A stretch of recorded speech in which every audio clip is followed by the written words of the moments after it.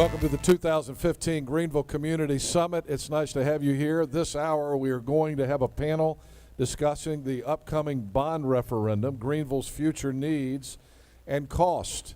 And we have a panel assembled that is going to talk about what is going to be on the bond and the justification for it, and whether or not you will vote for this in November. It's going to be your decision as the voters as to whether you pass this or not. Again, we're coming to you here live. We're doing this live on tape on Wednesday, April the 8th at the Greenville Expo. We want to thank Scott Senator and his staff from the Greenville Pitt County Chamber of Commerce for inviting us in to do the summit as part of the expo this year. Great idea. We've had great crowds, and we appreciate everybody's involvement. And also a special thanks to all of our sponsors for the Greenville Community Summit 2015, Yadkin Bank, Pitt Community College, Greenville Toyota, Greenville Utilities, Carolina Ice Company, and Delcor. And some of those companies have actually have booths here at the Greenville Expo today, so we appreciate their participation. Let me introduce you to our panel of experts that are going to talk about the upcoming bond referendum. All the way down to the far right is City Councilman Rick Smiley. Councilman Smiley represents District 4 in Pitt County. To my immediate right is Kevin Mulligan, the director of the City of Greenville Public Works Division. Kevin does a great job handling public works in Greenville. To my immediate left is City Council person Dr. Rick Croskery, who represents District 5 in Greenville. And to his left is former City Councilman Dennis Mitchell, who chaired the Bond Advocacy Committee and the Bond Advisory Committee, the group that put together the package that they gave to the City Council and advised them about what should be on this bond referendum package. The format of this hour will be as before. We're going to give everybody 2 to 3 minutes for an opening comment, just to make their general opening statements about the subject, the bond referendum. Then we're going to have a discussion about it. We'll take a break in the middle. And then at the end, we're going to leave a time, and I'll try to leave more time. We got criticized last hour for not leaving enough time for questions. So I know there are going to be questions from the community, and people want to ask these guys questions. So we're going to leave as much time as possible at the end for questions that you might have. Because, again, you are going to be asked to vote on this bond referendum package, 5 different items. And I'll cover them for you right now. Probably should have mentioned those to begin with. The City Council has adopted a package that you will vote on in November for 5 different bonds, $13.85 million in bonds. $8 million of it will go for road improvements and enhancements, $1.75 million for 10th Street connector related enhancements, $1.95 million for West 5th Street streetscapes, $1.4 million for sidewalk improvements, and $750,000 for a greenway on the east side of the city. And the approved bond is equal to about 2 cents per $100,000 valuation on the property tax rate, and includes the cost of issuance. In other words, if you vote this in, property tax could go up 2%. I know these gentlemen are going to talk about maybe some adjustments on that, but we'll start with City Councilman Rick Smiley. Rick, give us 2 to 3 minutes of opening comments on the process and where you are on the bonds. Well, first, it's one bond. It's not 5 bonds. That it's all one package, and there'll be one issue to vote on. It's a transportation bond, so the idea is that the pieces of the bond all relate to transportation. This idea arose, essentially a year ago, maybe a little more than a year ago, and people started talking about what might be done to move us forward as a city. Council appointed a bond committee, and Dennis will talk more about that process, I guess. And the bond committee made a couple recommendations for a transportation bond and a sports tourism bond. The sports tourism bond didn't end up getting a lot of consideration. There was a lot of talk about it, but there didn't seem to be a lot of general support for it. I think it's a good idea, but some people seem to think it's not quite ready, and I guess maybe they're right. The transportation bond was what came forward with a lot of support. It is, many of the elements that the bond committee made, suggested for this bond were adopted. There was some adjustments that were made at council. I think everybody knew that was going to happen. If the bond, the amount of interest on the bond would require changing the tax rate by 2 pennies. It's not 2%, it's 2 pennies. And each penny of taxes that each penny on the tax rate raises $600,000 in revenue for the city, and a $14 million bond would require about $1.3 million a year of interest. One of the suggestions that the bond committee made was that if council were to send this bond to the taxpayer, to the voters, and obviously the taxpayers, that council remove lower taxes ahead of that to give the citizens a sense that some of the taxes that have been collected now will be removed in favor of maybe being reapproved by the voters as part of a bond package. And so at the moment, that's been the council has given the staff direction to build their budget with a 1 penny lower tax rate than the one that's existing this year. That haven't been passed yet. Obviously, we'll pass the budget in June, but staff has been building their budget on the basis of that assumption. So that's probably enough summary from me. All right, very good. Yeah, unlike city council meetings, we do have time restraints. But I appreciate your opening comments. Let's go to Kevin Mulligan. Kevin does a great job as the Public Works Director for the city of Greenville. And Kevin, you've been on record saying that we've got to do something about repaving our streets, that we are behind in that, and certainly if you drive on some of the city streets in Greenville, you see that. There is a delineation that needs to be made, however, because the state owns some of our major streets like Greenville Boulevard, Dickinson Avenue, but even those streets need paving, and the state is behind on doing that as well. But talk a little bit about what you see as our major needs right now. Sure. Let me first say thank you for the opportunity or the invitation to come before you and talk about the bond. And this is a absolutely fantastic turnout. So thanks very much for putting this together. So I've been at Public Works here in the city of Greenville for about 2.5 years. And we focused on 3 things when I first walked through the door: sanitation and the conversion to automated collection. Enhancing our stormwater so that when it rains, we minimize the flooding, and we're making great progress there. But the third thing that we focused on is the condition of our roadways. The city maintains, operates, owns 670 lane miles. And as Mr. Hinton said, the state also operates some of the major roads within the city of Greenville. Those major roads, again, being Memorial, Greenville Boulevard, Evans, some of your more major roads. Dickinson. Yeah. Our most major road is... I don't want to blame Dickinson on you, so that's... Our most major road probably is Arlington, and then all the neighborhood roads are ours. So we've, since, I guess, January of 13, their first planning session with council, we've identified that we have over 100 miles and growing of roads that are in fair to poor condition, so roads that are in immediate need of being resurfaced or rebuilt. And Arlington certainly is one of them, one of our key roads, our road with the most traffic volume.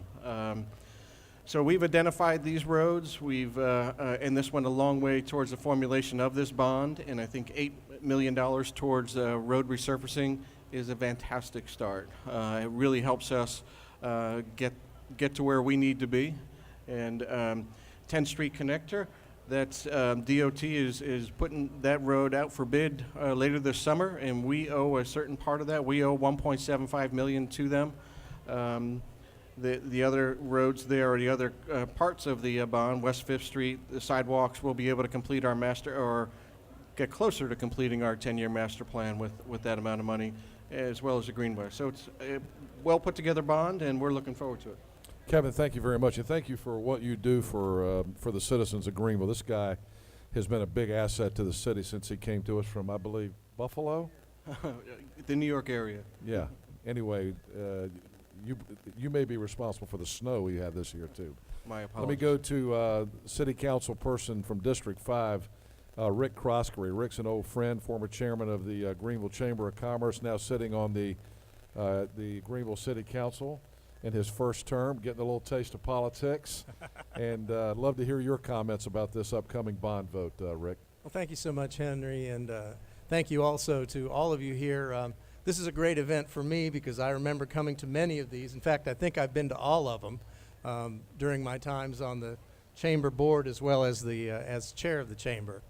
But with regard to our bond, I don't want to reiterate a lot of things that have already been said, but our mayor has been a very strong proponent for fixing our roads in this city. We hear it at every Greenville City Council meeting, and we've talked about many ways of doing it, and it has been clear for quite a while that we needed to get ahead rather than keep falling behind on the maintenance of our roads and transportation. It is not only a quality of life issue, infrastructure issue, it's an economic development issue. Our bond committee met and they heard a lot of great presentations about a lot of things that could be done, and came to us with a couple of good packages. One was $10 million, or 9.9 for roads, and then a $12.2 million sports complex. We know, to say the least, that there's been some flux in our discussions the last year or so about budget, about taxes, that sort of thing. And we're coming out of an economic recession, depression time. And we want to make sure that we don't create another increasing burden, but we have to fix these problems, these roads. This is a critical bond. So what we did was we took the bond advocacy or bond committee's recommendations, and we said the entire package they suggested was going to be about 3.6 cents on valuation on your taxes. We said, what if we make it a smaller amount, but hold off on the sports complex and that sort of thing, and go strictly to roads, and let's see what we can do with 2 cents. So instead of $10 million, taking that to $14 million. Now they recommended $5 million for roads, and they recommended money for sidewalks, for the Dickinson Avenue project, and some other things like that. We had late information come in over our city council meetings that there were ways using investment grant opportunities, transportation investment grant for economic recovery, Tiger grants, that if we tweak the way we put the grant together, we might be able to leverage some of that money into a lot more. So we're looking at a 2-penny grant now, or 2-penny bond issue now, that has $3 million more for streets and improvement than what the recommendation was, and also honors the fact that transportation is not just roads. We've learned that it's bicycle, pedestrian, sidewalks, greenways, those sorts of things. And so we've made a complete package to improve the quality of life and economic development in this city. And hopefully, if we're successful with the way we put this together, some of that money can be leveraged into a lot more money to help our economic recovery in this city. All right, thank you, Rick. Dennis Mitchell, former Greenville City Council person, and Dennis was appointed by the Greenville City Council as part of the bond advisory committee.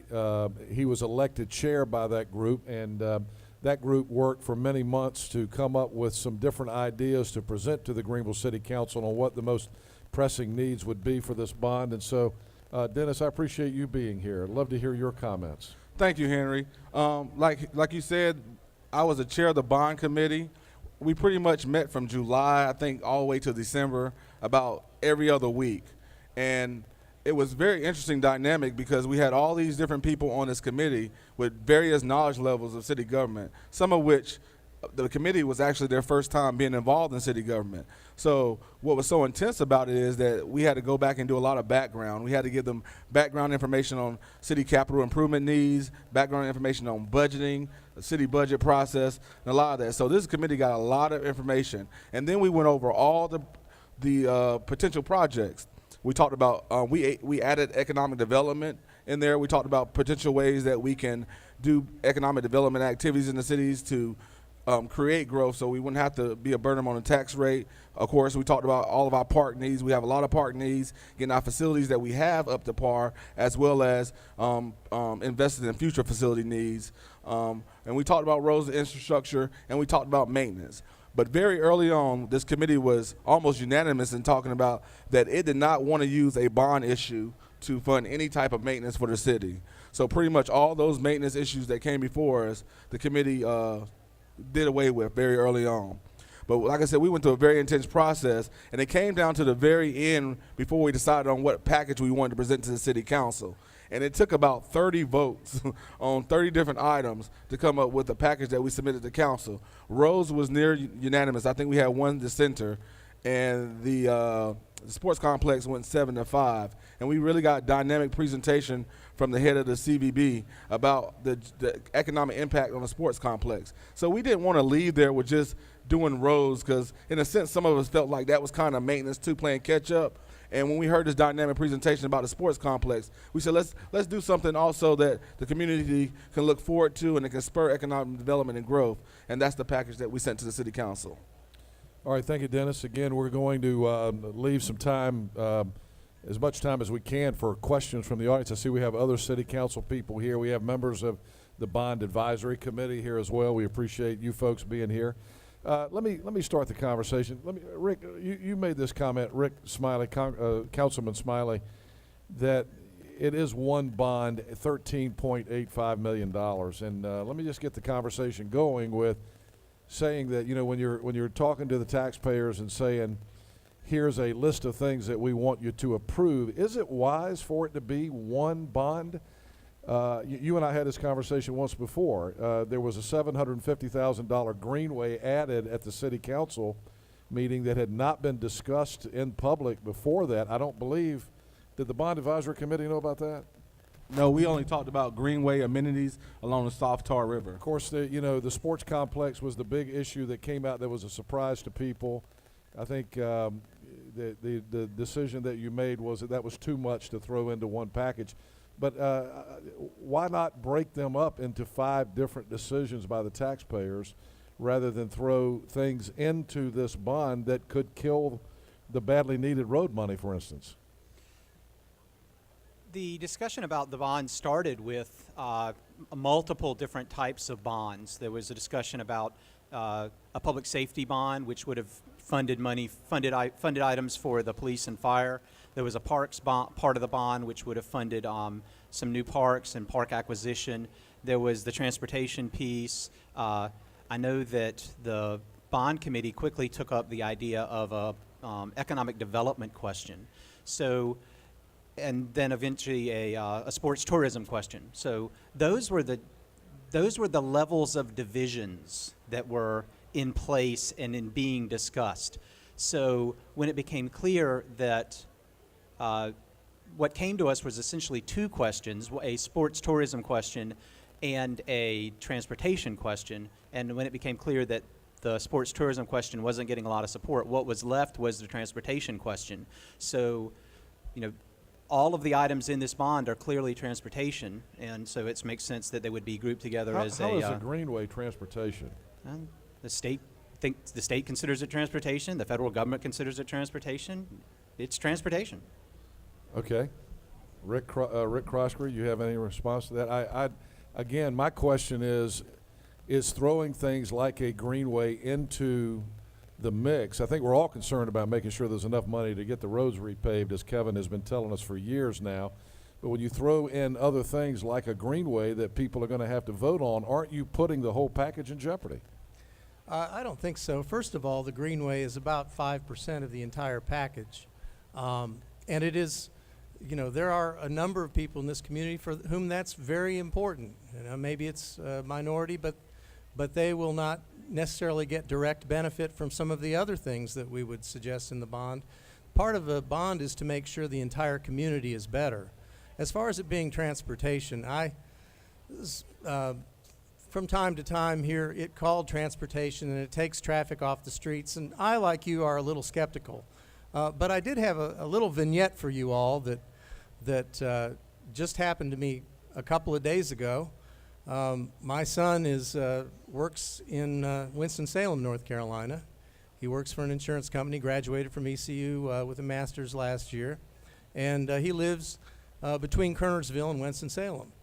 And he called, we were talking to him on Easter Sunday and asked him about his day and such, and he said, well, you know, one thing that's really great here, I walked around Salem Lake where I live here yesterday, and then I got on my bike and I rode all the way to downtown Winston-Salem and met my wife for lunch down there. And I hadn't even talked to him about this Greenway stuff, but I thought, well, I guess that did take at least one car off the road, and it got him some exercise as well, and he loved it. They can get on the Greenway 8 miles west or east of Winston-Salem and go through Winston-Salem to the other side of Winston-Salem. Now, the portion of the Greenway that we're talking about here, I think, is a very critical area because it is a portion that would probably be extremely popular and extremely well used. It's the portion that goes from the east end of town, where there's an extreme amount of student housing, into and connecting with the city part that goes directly to ECU. The estimated cost for that was about $2 million. We've gotten very spoiled by being able to have 90% funding for greenways in our previous areas. But as we know, federal and state funds are drying up for that sort of thing. I personally advocated for having some greenway money, a little less than we ended up with, but when you're having a discussion like this, everybody makes a few concessions to one another so we can have consensus, and we did. But I still know that with the advocates we have for people like greenways, that money can be leveraged into other grants and such, so that amount of money can do a complete extension of the greenway that would be a great benefit to the people in that part of the city, and I think it would be a good thing. I don't want to get hung up too much on the Greenway. Somebody might want to come back and discuss that later, but I do think that, again, every part of this is going to be a tax increase to the taxpayer, so I think it's important that we get all of it out and discuss the rationalization and the reason for it being included. So let's, Kevin, let me throw a couple more at you. Tell us what the sidewalk improvements are going to be. $1.4 million for sidewalk improvements. Tell us what we're going to do in West Greenville with that $1.95 million. And you mentioned the 10th Street connector that we're all very excited about. You got $1.75 million in there. Talk about where that money's going to go if the bond passes. Sure. So let me address those one by one. The 10th Street connector, city's responsible for as the DOT road. DOT will build it. Individual municipalities are responsible for if the sidewalk is wider than 4 feet, which this is going to be a 6-foot wide sidewalk. We're responsible for that extra 2 feet. Street lights, we're responsible for that. Any sort of landscaping beyond a certain threshold, we're responsible for that. So those are some of the items, as well as sort of a gateway intersection improvement at Evans and 10th Street. So those items actually add up to that amount. Okay. West 5th Street, where it's a continuation of the existing or the previously completed streetscape that was done. So this would be from Cadillac to Tyson. It would involve a roundabout or a traffic circle, what some folks call in the Tyson area, to sort of align those streets a little better. It would consolidate the utilities. We have utilities on both sides of the street, and we did that successfully with GUC's help. See Mr. Cannon over there. And as well as improve street, improve sidewalks, and improve the aesthetic to that, which I think will go a long way. The sidewalk, the $1.4 million, we have identified approximately $2 million required to complete our 10-year sidewalk master plan. So we're getting about 70% of the way there with these funds. By the way, it's interesting. You brought up the roundabout, and I don't want to take up a lot of time, but what is the new obsession with these roundabouts? I mean, every city, you drive down Hillsborough Street in Raleigh now; they're all over the place. We've got some here in Greenville. Have we learned that these roundabouts are safer or something? They do provide Or do they just look cooler? a little bit of that aesthetic improvement. They are safer. It acts as a traffic calming measure. And if we didn't do a traffic circle here, we would have had to realign those roads, which would have been a lot more expensive. And then we would have had either stop signs or traffic signals. So, Let me go back to Dennis Mitchell, who chaired the Bond Advisory Committee. You guys came up with some creative ideas, and you talked about how you focused on economic development. You came up with a $12 million allocation as part of a big sports complex, something like we've seen in other area communities like Rocky Mount, Goldsboro. Greenville doesn't have that, but we have other great facilities like Guy Smith Stadium and Bradford Creek Park and those kind of things. But ultimately, you talked about spending 6 months of your time working on this. Do you feel like the city council listened to you guys, or did you feel like you guys were window dressing at the end of the day? All right, there it is. Did you want me to drop that bomb on this or not? I mean, I think that's a fair question. I don't mind bombs. I think there has been discussion amongst some of the bond commission members that felt like the time was a little wasted. We went through a process and submitted to the city council and they came up with their plan. You got to realize like you said, we went through this for 6 months. And we presented the package to the city council, I think, in December. They met in their planning session, I think, in January, discussed it for a little bit, and then they came up with their own package. I also think one of the issues that a lot of people have is that the whole idea about the sports complex is like the purpose of a bond is to allow the voters to choose whether or not they want a sports complex or not. So I don't know. There was no public input sessions between December to January. So I don't know who are these people that certain council members are saying had no interest in the sports complex, but all these people had interest in the Greenway. So I think that's one of the things that a lot of times we discuss people on the bond commission is like the purpose of bond is let the voters choose. The bond commission was a good intention, but I think it was inherently flawed because of just that issue is that we were individual citizens. We didn't have a collective vision of where the city wanted to go. And I think in previous bonds, what you've seen is that the city council comes together under what their collective vision is and say, this is the bond package that we're going to present to the citizens. And then you vet it with the community, and then you have an advocacy committee move forward. We all had different issues, different opinions, and didn't know whether we wanted to grow Greenville or we want to maintain Greenville or we want to do economic development. So in the end, that's why it was so tough for us to make a decision. But I mean, to make a long story short, I kind of felt like the time was a little wasted, but it was not something that was unforeseen. We kind of felt like the package was going to be tweaked at the end. All right, I want to save as much time as I can for audience questions.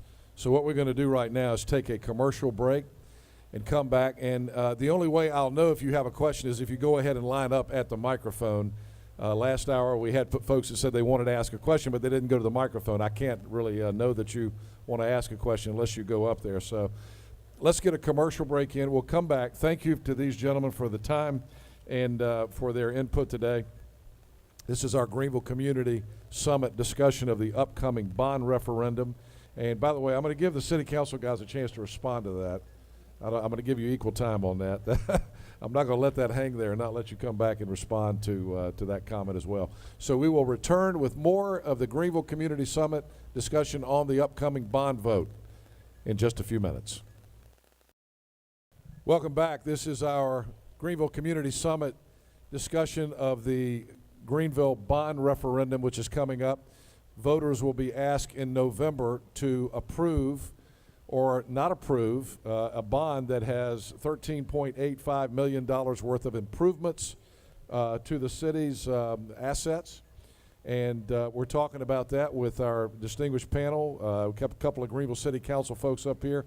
Rick Croskery to my left and Rick Smiley all the way on the end. Kevin Mulligan from Greenville Public Works is here along with Dennis Mitchell, who chaired the bond advisory group. So we've got a lot of questions, and people want to make their own comments and ask questions of this group. So we're going to immediately go down to the to the group. Before we do that, though, I did want to have Rick wanted to respond. I did ask the question to Dennis Mitchell. Rick Croskery, if you want to respond to this, if the bond advisory group felt that they were more window dressing, since a lot of what they actually came back to the city council with was pretty much ignored. Sure, I'd be glad to do that. And I think there's been some misapprehension about that, which I'd like to clarify. The committee came to us with their transportation portion of the bond was $9.9 million, $5 million for street improvements, $1.75 for the 10th Street connector. That's the same. $2.5 million for Dickinson Avenue. Well, we substituted the West 5th Street, which was an extension of our previous bond issue from 10 years ago, for a strategic reason, because we may be able to leverage that with federal funds into doing the Dickinson Avenue as well without costing you guys $2.4 million. They also wanted $500,000 for sidewalks, and as I said, we added an extra $4 million to the bill, to bring it to 2 cents, and put 3 cents of it towards roads and 1 cent of it towards pedestrian and non-road things. Let me say one other thing before. Dennis referenced there were lots of votes taken by them, and there was one vote in their group that was unanimous, and that was they made several other recommendations besides the bond. One was to utilize 1 cent of the 2% property income tax increase for the bond, and we have directed our staff to reduce it by 1 cent as they recommended to us. Number two, to allocate street resurfacing annually in an amount sufficient to get us up to snuff. Well, you've probably read the minutes from the last city council meeting. We're directing city staff to work towards that over the next several years so we won't have this problem again. Next, to further refine conceptual projects, and they mentioned several, Tar River Legacy, Town Common and such, I would include the sports complex in that so that we can think about future bond initiatives. And that was one reason we tried to keep this bond at 2 cents rather than going to 3.5, is because knowing we may come to you in a year or two with a great idea like they had for something special for the community like this when the time is right. And then the fourth was to establish and maintain a regular bond schedule. So as we come up with good ideas, we will come to the voters in the future for you to vote on things that we do as this city. Okay. And we did certainly respond to that particular recommendation to us, and I think that was a critical thing for us to do. All right, let's go to the audience microphone. If you would state your name and your question. Yeah, I'm Dave Barham. Rick Croskery said it. It took one car off the road. Like a car being on the road is a bad thing. The citizens of this city need to understand that's major motivation to 4 of these people on this city council. Now I'll get back to my main thing, and I'll be quick. When I heard it was 6-0 vote, that was, I had to say okay. And then when I heard it was all or nothing, I said, my Lord, we're in Venezuela somewhere. And Tony with Greenville Utilities just said an hour ago that recreation was in there as far as pulling in companies, but it was way down the line. Now I got 2 questions to ask. That greenway, which is okay, I don't know if 750 is good or bad, I just don't know. But that greenway, is it in close proximity to Marion's house? And does it actually connect to another greenway? Thank you. Where is the greenway, Rick Smiley? It's out toward your district, so where is it? It would be the greenway would start basically at the existing greenway over near Green Springs Park, and it would go under 264 at the bridge where it goes over the river, and then run behind the apartment complexes along 10th Street there, terminating about where the fire department is over on 10th Street, which that was the next highest priority greenway on the Greenway Master Plan. It was what the Parks and Recs Commission had been prioritizing for some time. So, is it true that we have never built a greenway though in Greenville without federal money? I mean, this will be the first time certainly the voters have ever been asked to vote themselves an increase in taxes to pay for a greenway, is it not? I think it's the first time a greenway's been on the bond. I mean, I've been proposed on a bond, but I don't think anybody's arguing that this bond can pay for that whole greenway. But haven't most or all of the bonds in the past? Does anybody know? Kevin, you may know. Don't most greenways get built with federal funds rather than taxpayer money? Yeah, most of our greenways, or all of our greenways previously, have been funded through the State Transportation Improvement Program, and typically that's 80% feds, 10% state, and 10% the municipality. The state is now out of that, so it would be 80% feds and 20% municipality. But it's the ranking and the ability to have a greenway rise up to be selected on the State Transportation Improvement Program criteria has become a little more difficult. All right, let's go back to the audience microphone. Sir, state your name if you would. Kevin Faison. One of my questions is about the greenways. Yes, I think we do need them. I am willing to pay my 2 cents on it, but they do need to connect to important parts of the city so you can be on the greenway and step off and get a drink or go to a restaurant. We need to make our infrastructure of our city where it connects, because my bigger issue is Greenville is now has been considered a retirement community, which is great, but the young professionals that live here aren't going to have anything to do to want to retire if we don't have activities and things of that nature that are going to unite us to keep us in the city of Greenville. And I think one of the things that could really help would be that sports complex, and this is the first that I've actually heard of it. I'm pretty active in the community, and I know other rural communities bring in $200,000, $300,000 a year with sports complexes. So why would we not add that to ours when, yes, we're going to increase tax dollars, but this could be something that would bring money back into the community to help support itself?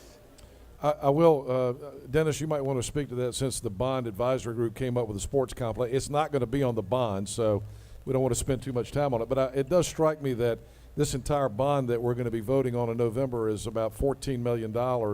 And the sports complex alone, Dennis, was going to be $12 million. So was the group, even though it was an economic development idea, was the group optimistic that the voters were going to vote themselves a tax increase at that level? I think if once the I guess the marketing and the messaging was put out, I think the voters would have get a more of a sense of what the sports complex can do, what it's done for Rocky Mount. Kinston is entertaining the idea of having one. The economic impact to that, whether it's direct or indirect, I think would have been huge and tremendous. And we was looking at those type of things that can actually help grow the tax base of our city. You know, you build that sports complex out there, then you might have to build additional hotels and things like that. Rocky Mount has theirs booked, I think, 32 weeks out of the year, which is huge and tremendous. So, I mean, that's that with that. And one thing I just wanted to mention is that, for one, when you talk about the discussion that the city council took place on there, that the funding that came for the Greenway, they actually took the funding that they had for the roads down to put the Greenway in there, even though they need to leverage that with the Tiger Grant. And also, too, is the fact that one big issue is that we have 2 greenways that we already have on a schedule that have not been built yet. So the idea that we're going to put this on a bond and that one is going to be immediately get built is not going to happen. It's probably going to sit there for a couple of years. The citizens we're going to collect that tax increase money, and that greenway is not going to be built because the bond is not going to be issued for it in order for it to be built. Want a response? Want to go back to the microphone? Anybody want to respond to that? Okay, let's go back to the audience mic. Again, if you've got questions, we won't know you've got a question unless you come to the mic. So, Jude? My name is Jude Watts. I got a question. First, I want to say that last year we passed a tax increase. This year we want to pass a bond. Why can't we separate this bond? I cannot vote for this bond. I think every citizen in this city that votes for that bond is a fool for doing so in the current state that it's in. It needs to be broken down to pass at certain points. I am not passing anything to fix a road with all those other things in there. It seems that the city does not pay attention to what the people have to say. You want to pass things that can fix your own pet projects. Anything that you guys want to do, you just pass. You don't listen to what the bond commission had to say. You don't listen to the citizens. You can just watch a city council meeting, and when the citizens are up there actually speaking to you guys, you're not even paying attention. You're just looking around, talking to each other. You guys work for us. We don't work for you. Okay. So can we separate this bond? Okay, again, Rick, I asked this question to Rick Smiley. Let me ask Rick Crosby. Rick, Was there any consideration given to breaking these issues out into separate votes so people could decide, yes, I'm willing to pay for this, no, I'm not willing to pay for that, and that kind of thing? Well, the short answer to that Go ahead. is no, we hadn't considered that because it was presented to us by the bond committee, the transportation part of it, as a combined recommendation. And as I said, in some way, shape, or form, every part that is in this bond, with the exception of the Greenwell, I'll grant you that, was part of that recommendation. And as I said, the West Fifth, as an economic development issue related to transportation and hopefully leveraging money, was substituted for Dickinson in order to try and make that leveraging. So what was presented to us, we basically have given back to the voters with one small change, and it is 5% of the entire package, but it was presented as a package to us, and no, we didn't consider breaking it up into, you know, a quarter of a penny for this and 3/10 of a penny for that and an eighth of a penny for that. All right. I do want to say that we want everybody to have their say, but you know, these guys are spending their day with us and answering our questions. I don't want to bash any of the city council people. These guys are spending their time actually taking time to talk to us today, so we want to show them that courtesy. I'm sorry? They're walking away. The glamorous life of an elected official, Dr. Croskery. All right, well, we got about 5 minutes left. Let me go back to Kevin Mulligan again. Kevin, I think the question is going to be this: if the bond passes and you are able to get your $8 million to move forward for road improvements, is that enough? Number one, because I know I saw the comment you made in the paper this week that you really need about $2.5 million a year just to keep things going the way that they need to be going. But I guess the other question is, what happens if the bond doesn't pass and you don't get that $8 million? Yeah, it's a great point. Clearly, we're supportive of a bond that provides $8 million towards much-needed road improvements. And you're right, just based on the volume of roads we have, 670 miles, the age or how long the duration of a road is 20 years. So every 20 years, we need to replace all 672 lane miles. If we do that through resurfacing, that adds up to about $2.5 million a year. So $8 million would go we have a backlog of about over 100 lane miles that we need to resurface. So this goes a long way towards that. Rick Smiley, the gentleman mentioned the tax increase from last year. There is some discussion among City Council right now, is there not? Is it, if this bond passes, that you would reduce the tax rate moving forward? Is that something that we can expect or not? I think that that action will probably happen before the bond is even voted on. The city staff at the planning retreat, the council asked city staff to build their budget this year on with a 1 penny lower tax rate. So whether the bond gets passed or not, I think that's going to happen. I do want to make one point, is that the bond committee's recommendations were in no way ignored.